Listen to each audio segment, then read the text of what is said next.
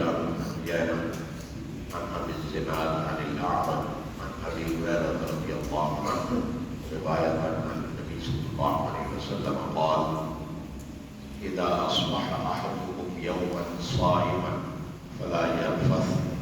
ولا ينهر، فإن امرؤ شاتمه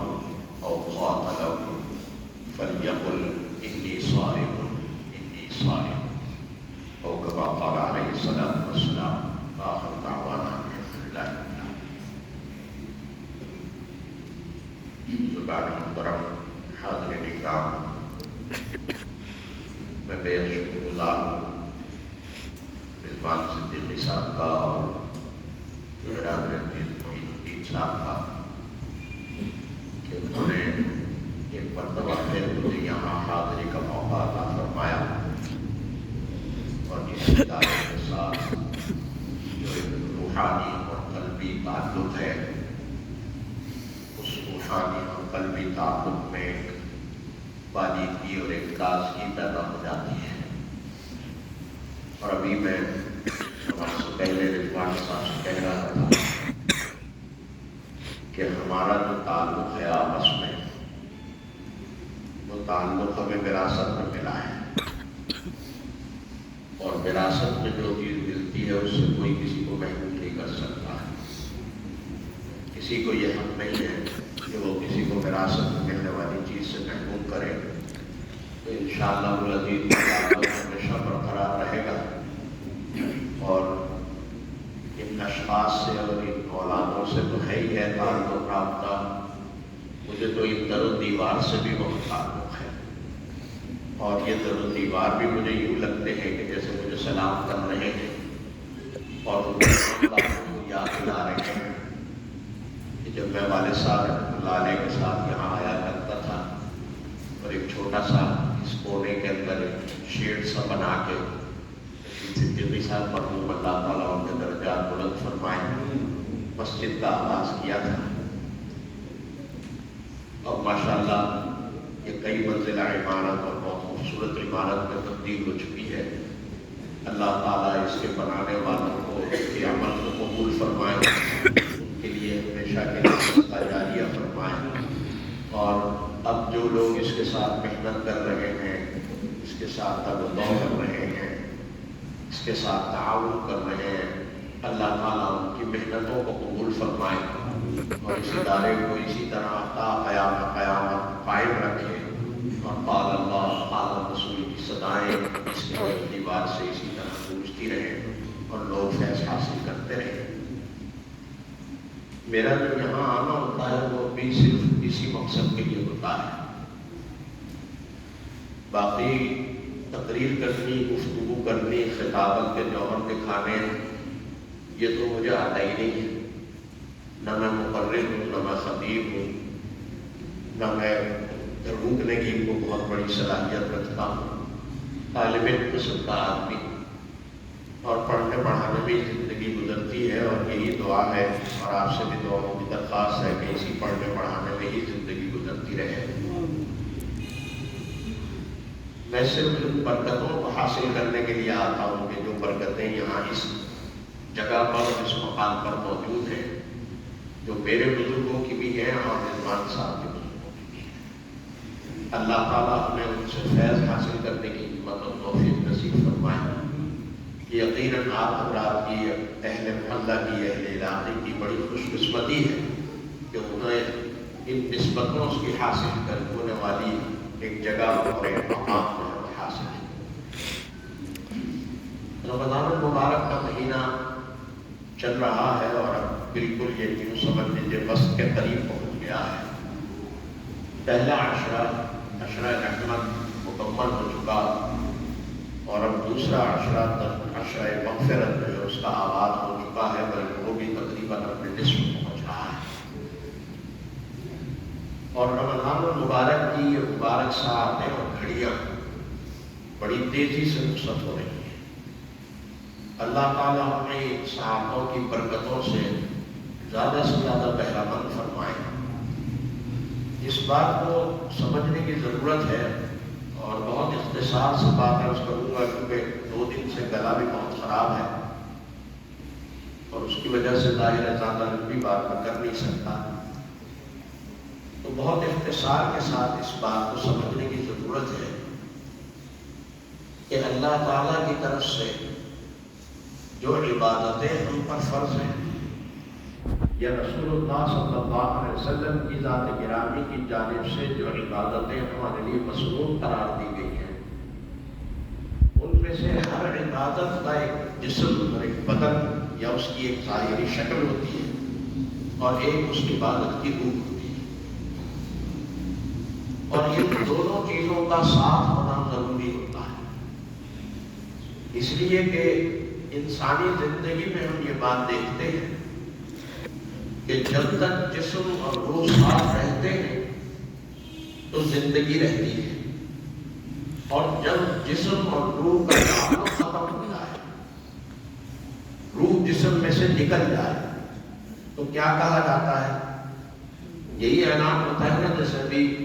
ابرار صاحب کی والدہ کا اعلان ہوا کہ وفات ہو گئی ہے، ان کی نماز جنازہ پڑھنی ہے، تو جسم اور روح کا تعلق برقرار رہے تو زندگی ہے، اور جسم میں سے روح کا تعلق ختم ہو جائے تو سمجھ لیجیے زندگی ختم ہے۔ اسی طرح سے سمجھ لیجیے کہ عبادت کی ظاہری شکل کا تعلق اور عبادت کی روحانیت دونوں چیزیں ساتھ ساتھ رہیں، تبھی یہ عبادت زندہ عبادت ہے، وگرنہ وہ عبادت بھی مردہ عبادت ہوگی کہ اگر جسم تو ہے اور روح نہیں ہے۔ جیسے یہ جو روزہ ہے، اس روزے کی بھی ایک ظاہری شکل ہے، ایک اس کا جسم ہے، اور وہ ظاہری شکل اور جسم کیا ہے کہ جس کو فقہاء یہ بات کہتے ہیں اور اس کی تعبیر یا تعریف یہ کرتے ہیں کہ امساک عن الاکل والشرب والجماع، کہ انسان کھانے پینے سے اور نفس کی خواہشات سے صبح سے لے کر شام تک روکا ہے۔ یہ روزے کا ایک ظاہری صورت اس کی یا روزے کی ایک ظاہری شکل ہے، جس طرح نماز کی ظاہری شکل ہوتی ہے، ایک رکوع ہے، سجدہ ہے، فلاں ہے فلاں ہے، لیکن روزے کے ساتھ یہ خاص بات ہے کہ جب ہم روزے کی بات کرتے ہیں تو ہر عبادت کے اندر کچھ نہ کچھ چیزیں منع ہوتی ہیں، کچھ نہ کچھ چیزیں ممنوع ہوتی ہیں۔ آپ نماز پڑھتے ہیں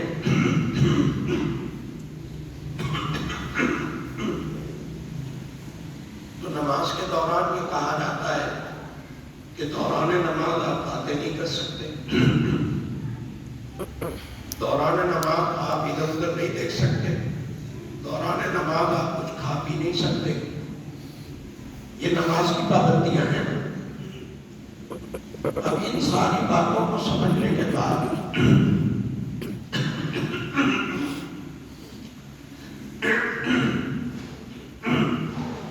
بندہ پوچھتا ہے اچھا بھی کرنا کیا ہوگا؟ بندہ پوچھتا ہے ہاں بھائی ٹھیک ہے، ان ساری باتوں سے میں رک جاؤں گا، یہ بتاؤ کرنا کیا ہوگا؟ تو کرنے کا کام آپ کو بتایا جائے گا، بھائی یوں کھڑے ہونا ہوگا، یوں تلاوت کرنی ہوگی، یوں جھکنا ہوگا، یوں رکوع ہوگا، یوں سجدہ ہوگا، رکوع میں یہ پڑھنا ہوگا، سجدہ میں یہ پڑھنا ہوگا، ساری باتیں بتائی جائیں۔ لیکن جب روزے کی بات آتی ہے تو روزے کے متعلق یہ کہا جاتا ہے کہ کھانے پینے سے رک جانا اور خواہشات نفس سے رک جانے کا نام ہوتا ہے کہ صبح صادق سے لے کر اور غروب آفتاب تک آپ ان تین چیزوں سے رک جائیں تو یہ روزہ ہے۔ اچھا بھائی رک گیا، اب بتاؤ کرنا کیا ہے؟ تو روزے میں کرنے کا کوئی کام نہیں، روزے میں کرنے کا کوئی کام نہیں ہے کہ صاحب آپ کو اس طرح کھڑے ہونا ہے، روزے میں آپ صبح سے شام تک اس طرح کھڑے رہیں، اس طرح نہیں کرنا، آپ کو صبح سے شام تک جاگتے رہنا ہے، آپ سو نہیں سکتے، اگر سو گئے تو روزہ ٹوٹ جائے گا۔ ظاہر ہے یہ ساری باتیں روزے میں اس کی نہیں ہے کہ آپ کو یہ کرنا ہے، یہ کرنا ہے، یہ مسئلہ نہیں ہے، یہ روزے کا جسم نہیں ہے، یہ روزے کی روح ہے۔ جو کرنے کے کام ہے اس کا تعلق روزے کے جسم سے نہیں ہے بلکہ روزے کی روح سے ہے کہ آپ کو روزے کے دوران کرنا کیا ہے۔ تو روزے کے دوران جو کرنے کے کام ہیں وہ رسول اللہ صلی اللہ علیہ وسلم اس حدیث مبارکہ کے اندر بیان فرما رہے ہیں کہ روزے کے اندر جو کرنے کا کام ہے وہ یہ کہ انسان زیادہ سے زیادہ اپنی زبان کو اللہ کے ذکر کے اندر مصروف اور مشغول رکھے. یہ زبان کا روزہ ہوگا کہ انسان اپنی زبان کو اللہ کے ذکر میں، اللہ کے کلام کی تلاوت میں، قرآن کریم کی تلاوت میں، احادیث مبارکہ کی تلاوت میں، فقہ کی کتابوں میں، سیرت کی کتابوں کی پڑھنے اور تلاوت کے اندر گزارے. یہ روزے کی ظاہری شکل ہے اور یہ روزے کی روح بھی ہے کہ یہ کام انسان کرنے والا ہو تو اس کا مطلب ہے وہ روزے کی صحیح روح کو زندہ رکھنے والا ہے. لیکن اگر روزے کے دوران بھی اس کی صورتحال یہ ہے کہ وہ کھانے پینے سے تو بے شک صبح سے شام تک رکا ہوا ہے، کچھ کھا پی نہیں رہا، لیکن صبح سے شام تک وہ جھوٹ بھی بول رہا ہے، صبح سے شام تک وہ لوگوں سے لڑائیاں اور جھگڑے بھی کر رہا ہے، صبح سے شام تک وہ گالیاں بھی دے رہا ہے، بدگوئیاں بھی کر رہا ہے، غیبتیں بھی کر رہا ہے، تو اس کا مطلب کیا ہوگا کہ وہ روزے کے جسم پر تو عمل کر رہا ہے، روزے کی روح کو اس نے زندہ نہیں کیا. اور یہ بات میں پہلے عرض کر چکا ہوں کہ ہر عبادت، زندہ عبادت اسی صورت میں ہے جب وہ جسم بھی ہو اس کا اور اس کی روح بھی زندہ ہو. خالی جسم بھی زندہ نہیں اور خالی روح بھی زندہ نہیں. لہذا روزے کے اندر یہ بات ذہن میں رکھی جائے کہ ایک روزہ تو وہ ہے، اس لیے کہ روزہ ایک ایسی عبادت ہے کہ ہم بچپن میں جب ہم چھوٹے چھوٹے سے تھے تو ہم سے کوئی پوچھتا تھا، کوئی بڑا بزرگ پوچھتا تھا روزہ رکھا ہے؟ ہاں جی رکھا ہے. کہاں رکھا ہے؟ اب اس سوال کا ہمارے پاس کوئی جواب نہیں ہوتا تھا کہ کہاں رکھا ہے روزہ. کبھی کہتے تھے الماری میں رکھا ہے، کبھی کہتے تھے پیٹ میں رکھا ہے، کبھی کہتے تھے منہ میں رکھا ہے. تو روزہ تو بندہ رکھ لیتا ہے لیکن اسے یہ نہیں پتا ہوتا کہ یہ روزہ میں نے رکھا کہاں ہے. اصل بات یہ ہے کہ یہ روزہ ایسی چیز نہیں ہے کہ جو کسی ایک جگہ رکھی جائے. جیسے آپ نماز پڑھتے ہیں، آپ سے پوچھا جائے نماز پڑھ لی؟ ہاں پڑھی. کہاں پڑھی؟ آپ بتائیں گے جی مسجد میں پڑھی. آپ بتائیں گے گھر میں پڑھی، کمرے میں پڑھی، فلاں جگہ پڑھی، فلاں مسجد میں پڑھی، فلاں مدرسے میں پڑھی، آپ یہ بتائیں گے. لیکن جب آپ سے یہ پوچھا جائے کہ روزہ رکھا ہے اور آپ سے یہ پوچھا جائے کہاں رکھا ہے تو آپ کے پاس کوئی جواب نہیں ہوگا کہاں رکھا ہے. اس لیے کہ روزہ جسم کی کسی خاص مخصوص عبادت کا نام نہیں ہے، ہاتھ اور پاؤں کا نام نہیں ہے، صرف ہاتھ اور پاؤں کا نام نہیں ہے، صرف زبان کا نام نہیں ہے، صرف معدے اور پیٹ کا نام نہیں ہے، بلکہ روزہ جسم کے ایک ایک عضو کے اندر موجود ہے اور ایک ایک عضو کا روزہ ہے. ہاتھ پاؤں کا بھی ایک روزہ ہے، آنکھوں کا بھی ایک روزہ ہے، زبان کا بھی ایک روزہ ہے،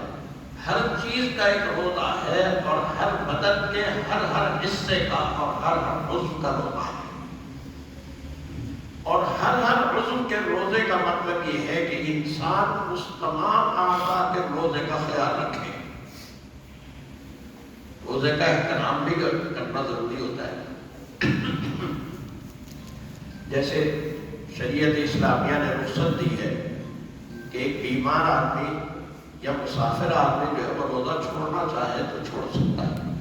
فمن کان منکم مریضا او علی سفر فعدۃ من ایام اخر. وہ رمضان المبارک کے روزوں کو چھوڑ دے اور بعد میں ان کو شمار کر کے رکھ لے. جتنے روزے بیماری کی وجہ سے یا سفر کی وجہ سے چھوٹ گئے وہ بعد میں رکھ لے اتنے روزے. لیکن فقہاء نے لکھا ہے اور آداب کی رعایت رکھنے والوں نے لکھا ہے کہ اگر کوئی شخص بیمار ہے اور اسے رخصت مل گئی ہے شریعت کی طرف سے روزہ چھوڑنے کی تو اس کا یہ مطلب نہیں ہے کہ وہ سرعام کھاتا پھرے، وہ روزے داروں کے سامنے کھاتا پھرے یا وہ روزہ داروں سے اپنی خدمت کروائے. اور خود تو روزے سے نہیں ہے، مریض ہے، بیمار ہے اور روزہ نہیں رکھا ہوا. بیگم نے روزہ رکھا ہوا، بیگم سے کہہ مجھے کھانا پکا کر دو، بیگم سے کہہ مجھے ناشتہ بنا کر دو. یہ روزے کے احترام کے خلاف ہے۔ تو روزے کا جہاں احترام اس طرح ضروری ہے، وہاں روزے کا احترام اس طرح بھی ضروری ہے کہ انسان اپنی گفتگو کے اندر، اپنی زبان کے اندر احتیاط کرے اور زبان سے کوئی ایسی بات نہ کہے کہ جو روزے کے احترام کے خلاف ہے۔ یعنی آپ یوں سمجھیے رسول اللہ صلی اللہ علیہ وسلم نے اس ارشاد گرامی میں کیا فرمایا کہ اگر کوئی تمہیں گالیاں دے رہا ہو، ابراہیم شاتم، اگر کوئی روزے دار کو گالیاں دے رہا ہو، برا بھلا کہہ رہا ہو، بہت سرزنش کر رہا ہو، حتیٰ کہ قاتل روس کو قتل کرنے لگا، یہ اتنی زبردست لڑائی ہوئی ہو، اتنا زبردست نزاع ہوگا ہو کہ یوں لگ رہا ہو کہ جیسے یہ بندہ اس کو مار دے گا، اس کو قتل کر دے گا، ہلاک کر دے گا،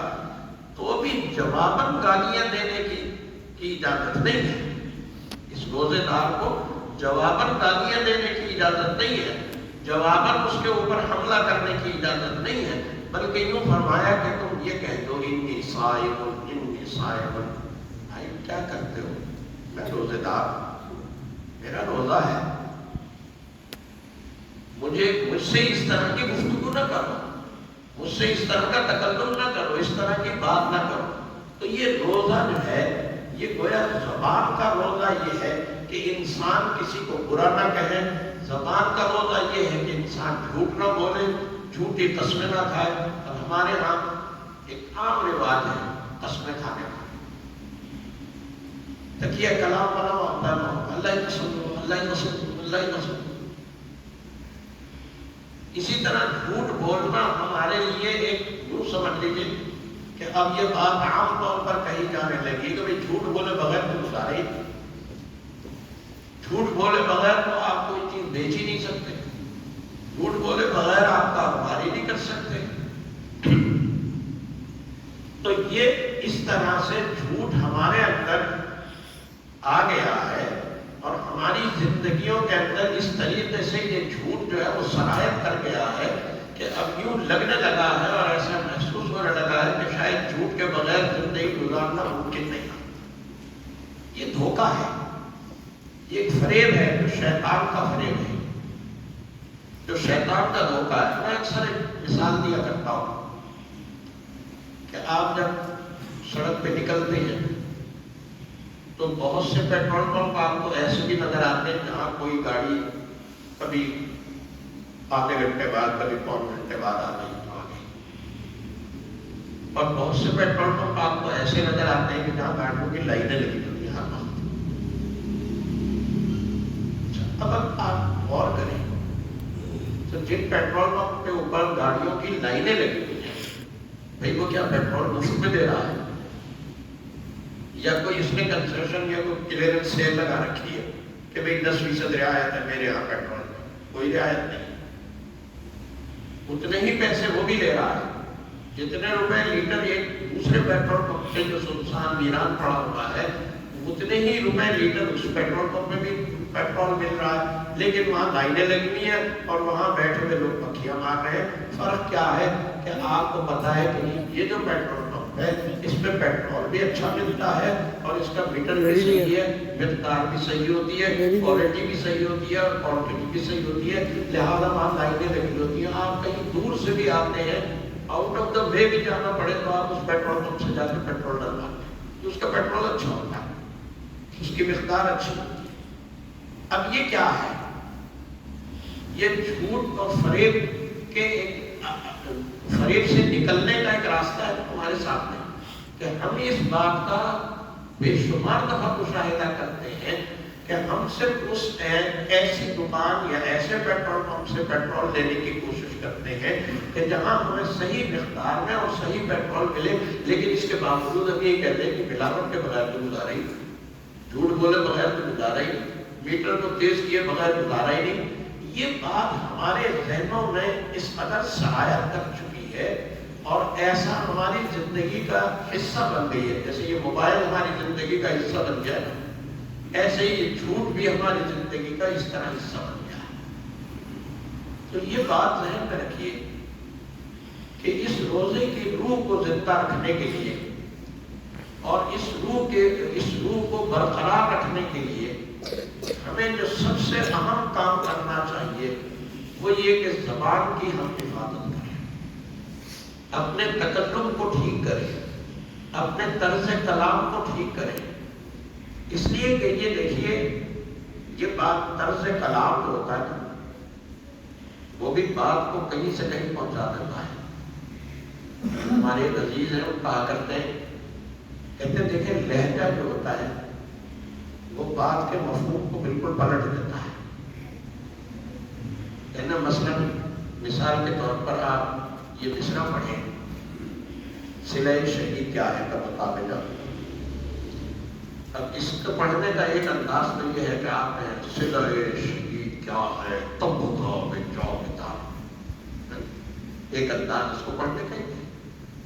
اور ایک انداز یہ ہے کہ آپ لوگ صلہ شہید کیا ہے تب بتا بھی جاؤ. الفاظ وہی ہے، کوئی الفاظ میں فرق نہیں آیا،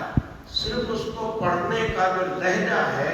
وہ تبدیل ہو گیا کہ تب و تاب جاودانا، اس طرح پڑھنے کے بجائے آپ نے کہا تب و تاب جاودانا. مطلب ہی تبدیل ہو گیا، مفہوم ہی تبدیل ہو گیا. یہ بات ذہن میں رکھیے کہ آج ہم جب گفتگو کرتے ہیں اس گفتگو میں ہمارا لہجہ کیا ہونا چاہیے، اس گفتگو میں ہمارے الفاظ کا انتخاب کیسا ہونا چاہیے. بعض اوقات الفاظ کا انتخاب کیسے غلط موقع پر ہوتا ہے. ہماری مسجد سبنباد میں جہاں میں جمعہ پڑھاتا ہوں، وہاں ایک امام صاحب تھے. وہاں اصل میں مشکل یہ تھی کہ شہر میں جیسے نماز ہو رہی ہے تو امام کے بائیں جانب وضو خانہ. اچھا مغرب کی اثر کی نماز گرمیوں میں شہر میں ہوتی تھی، تو یہ ہوتا تھا کہ بعد میں جو لوگ آتے تھے وہ وضو خانے سے نکلے اور وہیں نہیں اپنا. اب معلوم ہوا آخری جو 2 صفحے ہیں ان میں بائیں طرف تو بہت لمبی صف ہے اور دائیں طرف لوگ کم ہیں. تو وہ ہمیشہ سلام کرنے کے بعد اس بات پہ تنبیہ کرتے تھے کہ بھئی صف جو ہے وہ توازن کے ساتھ ہونی چاہیے، جتنی دائیں طرف ہو اتنی بائیں طرف بھی ہونی چاہیے، جتنی بائیں طرف ہو اتنی دائیں طرف بھی ہونی چاہیے. تو ایک دن ان کو غصہ آ گیا اور انہوں نے کہا آپ کو معلوم ہے قیامت کے دن جنت میں جانے والے سارے دائیں طرف کھڑے ہوں گے اور جہنم میں جانے والے سارے بائیں طرف کھڑے ہوں گے. بات تو ٹھیک ہے، بات تو ٹھیک ہے، اس میں کوئی شبہ نہیں ہے، قرآن حکیم نے یہ بات ایک مرتبہ نہیں کئی مرتبہ بیان کی کہ جو جنت میں جانے والے جو کامیاب لوگ ہوں گے ان کو نامہ اعمال دائیں ہاتھ میں پکڑایا جائے گا، وہ دائیں جانب ہوں گے، اور جن کو نامہ اعمال ناکامی کا ملے گا وہ ان کو بائیں ہاتھ میں پکڑایا جائے گا اور وہ بائیں طرف ہوں گے. یہ بات تو درست ہے، حقیقت کے مطابق ہے. لیکن ذرا سوچئے کہ کیا اس موقع پر یہ بات کہی جا سکتی تھی؟ ظاہر ہے اس موقع پر اس بات کا کہنا جو ہے وہ بے محل تھا. لوگوں کو بڑا غصہ آیا، لوگوں نے شور مچا دیا، ہم نماز پڑھنے آئے کہ ہمیں جاننا ہے بھیجے. یہ کون سا طریقہ؟ ہم ان کے پیچھے نماز پڑھنے کے لیے آئے ہیں نا، جماعت میں شریک ہونے کے لیے آئے ہیں، اور یہ کہہ رہے ہیں کہ یہ سارے جانور یہ جو بائیں طرف تھے، اس کا مطلب بائیں طرف صفی بننی چاہیے. تو بڑا ہنگامہ ہوتا ہے، بڑی مشکل سے پھر اس کو قابو کیا گیا. تو بات یہ ہے کہ آدمی جب بات کرتا ہے تو بات کرتے ہوئے اسے اس بات کا اندازہ ہونا چاہیے. وہ کہتے ہیں نا پہلے بولو پھر بولو، کہ میں کیا بات کرنے لگا ہوں. جیسے 3 قسم کے لوگ ہوتے ہیں. ایک وہ ہوتے ہیں جو سوچ کر بولتے ہیں، ایک وہ ہوتے ہیں جو سوچ کر بولتے ہیں، ایک وہ ہوتے ہیں جو بول کر سوچتے ہیں، بولنے کے بعد کہتے ہیں اچھا وہ پہلے یہ بات کہتے ہیں. اور ایک وہ ہوتے ہیں کہ جو نہ سوچ کے بولتے ہیں اور نہ بول کے سوچتے ہیں. تو یہ ہمیں ان دونوں جو آخری کلاسیں ہیں ان سے باہر نکلنا ہے اور ہمیشہ اپنی زبان کی حفاظت کرنی ہے. رسول اللہ صلی اللہ علیہ وسلم فرماتے ہیں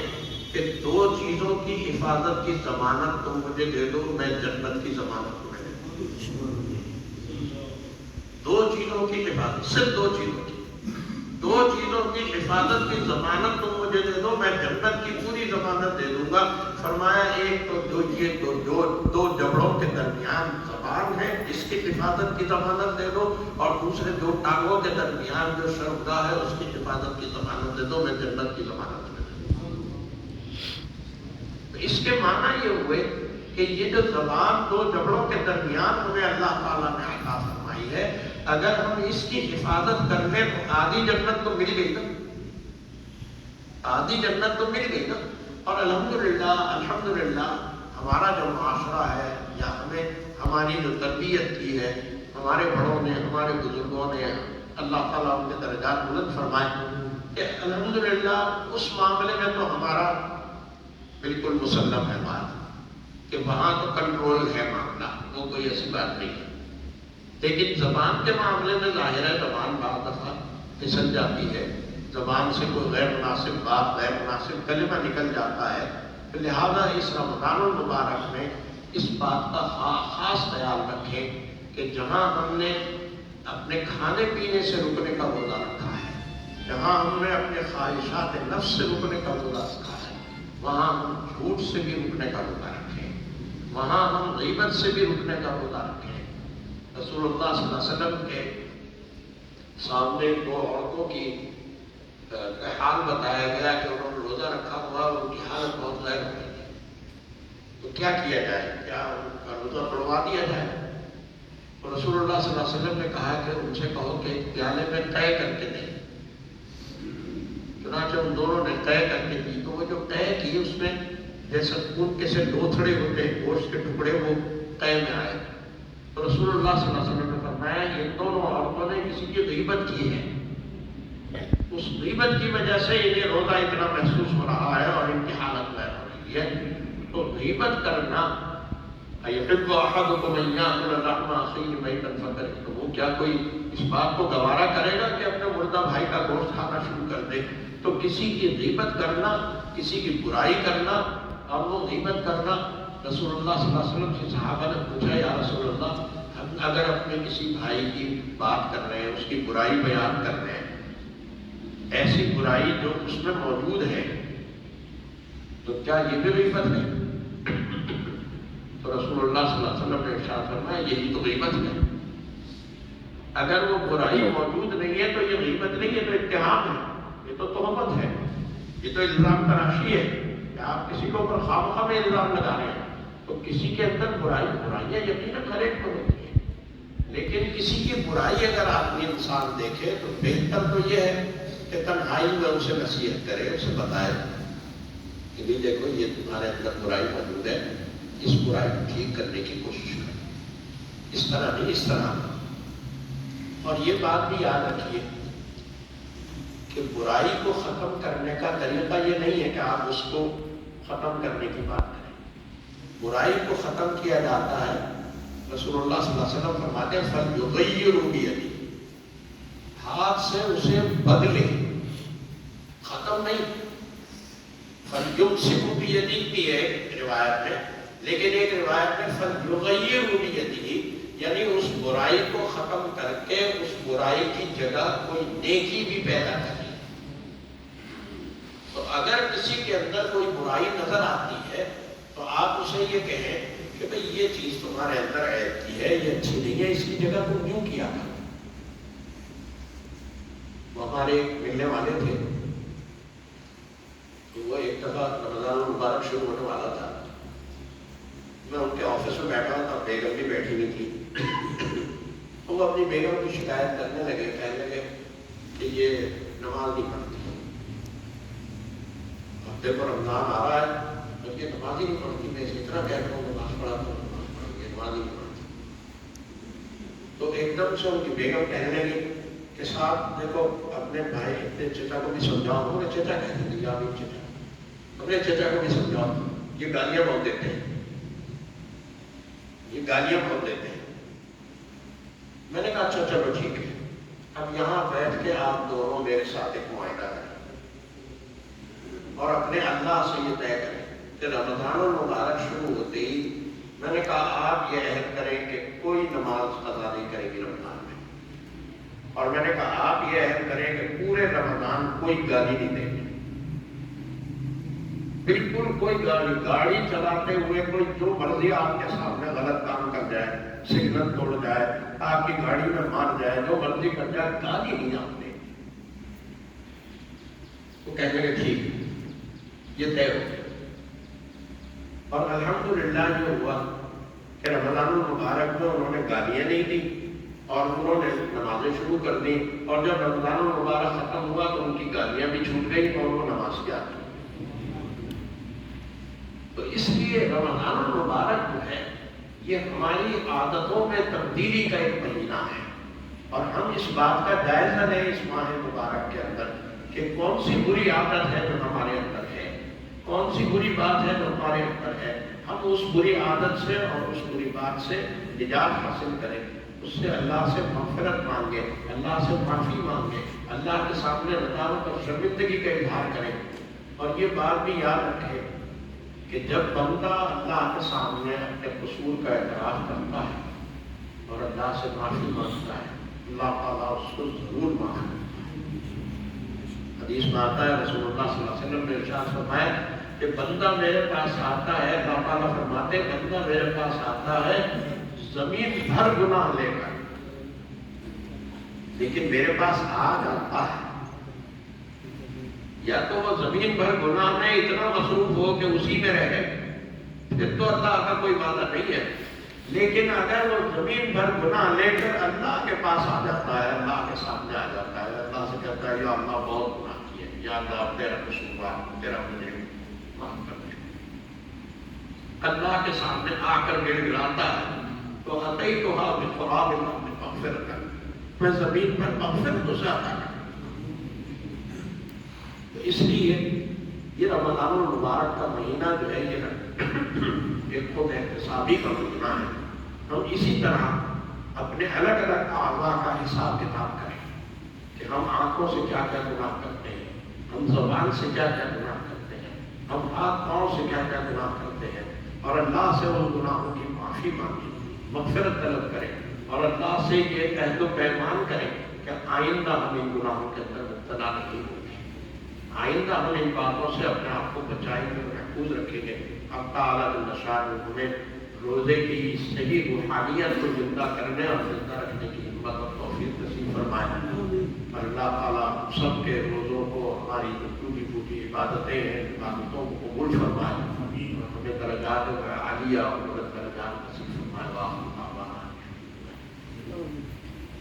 اللهم صل على سيدنا اللهم اللهم اعنا على ذكرك وشكرك وحسن عبادتك يا الله والله عبادك وقبول فرمانا يا الله سبحانه وتعالى في عظمته وبركاته يا الله الغفور يا الله خير وبركاته مستقيم وبه ما التوفيق يا الله رحمك لك وعافيتك يا الله امة مسلمة برحمتك يا الله امة مسلمة برحمتك يا الله امة مسلمة برحمتك اے اللہ فلسطین کے مجاہدین کی مدد فرما، اے اللہ فلسطین کے مجاہدین کی پوری نصرت و حمایت فرما، اے اللہ ہمیں ان کی مدد کرنے کی ہمت اور توفیق نصیب فرما، اے اللہ ہمیں ان کے لیے آواز اٹھانے کی کم از کم ہمت اور توفیق نصیب فرما، اے اللہ رحم و کرم کا اور عافیت کا معاملہ فرما، اے اللہ ان مساجد اور مدارس کی حفاظت فرما، قیام قیامت ان مساجد مدارس کو قائم فرما، اے اللہ قال رسول کی صدائے در و دیوار سے اسی طرح گونجتی رہے، اے اللہ اسی طرح لوگ فیض یاب ہوتے رہے، ان کے علمی اور روحانی فیض سے لوگ فیض حاصل کرتے ہیں، اے اللہ ان کے قائم کرنے والوں کے درجات بلند فرما، اس میں محنت کرنے والوں کے درجات بلند فرما، اے اللہ اجر عظیم عطا فرما، معاونین کو اجر عظیم عطا فرما، منتظمین کو اجر عظیم عطا فرما، پڑھنے اور پڑھانے والوں کو اے اللہ اجر عظیم عطا فرما، ان کی ہر فتنے سے، ہر بلا سے، اے اللہ ہر بیماری سے محفوظ فرما، اے اللہ رزق واسع حلال و طیب نصیب فرما، اے اللہ رزق میں خیر و برکت نصیب فرما، مقروضوں کو قرضوں سے نجات عطا فرما، اے اللہ ہماری زبان کی حفاظت فرما، اے اللہ ہمیں زبان کو اپنے ذکر میں مصروف کرنے کی ہمت اور توفیق نصیب فرما۔ اے اللہ جھوٹ اور بددیانتی سے ہمیں نجات عطا فرما، فریب اور غیبت سے اللہ ہمیں نجات عطا فرما۔ اے اللہ ہمیں ان تمام آلائشوں سے محفوظ فرما، اے اللہ آلائشوں سے محفوظ فرما، ذکر الہی سے ہماری زبان کو مزین فرما، ذکر الہی کی لذت اے اللہ ہمیں عطا فرما۔ ربنا تقبل منا انک انت السمیع العلیم وتب علینا انک انت التواب الرحیم۔ صلی اللہ تعالی علی خیر خلقہ سیدنا مولانا محمد۔